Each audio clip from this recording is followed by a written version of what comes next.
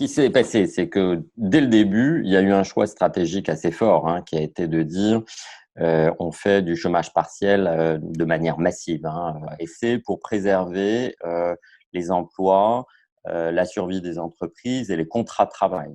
Les contrats de travail, c'est important parce que c'est ce qui permet ensuite une reprise normalement assez rapide. Et c'est pour ça que aussi, disons en phase de déconfinement, de reprise, je pense qu'en fait, il faut que ce soit moins généreux petit à petit pour inciter les entreprises à reprendre l'activité. Si une entreprise ne redémarre pas, ça peut avoir un impact sur toute la chaîne de production. C'est-à-dire, ça peut avoir comme impact que d'autres entreprises ne peuvent pas redémarrer.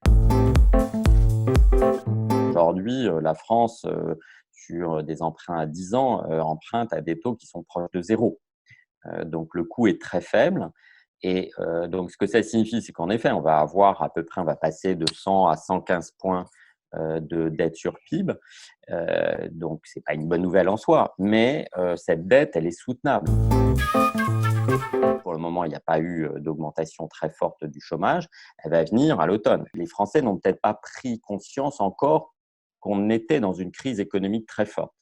Ils l'anticipent, ils la craignent, mais la plupart ont été quand même épargnés parce que les salariés, les fonctionnaires, évidemment, n'ont pas pour le moment eu le choc économique. En revanche, certains précaires, indépendants, jeunes arrivant sur le marché du travail, eux, se sont pris en pleine figure, déjà cette crise.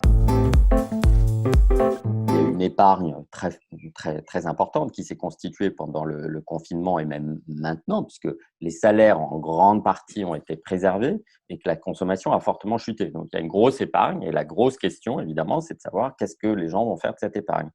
Est-ce qu'ils vont être prêts à la dépenser rapidement et donc il va y avoir un rebond de la consommation qui va permettre tout ça à ce que ce soit assez rapidement évacué, disons début de 2021, ou au contraire, on va avoir une reprise très lente.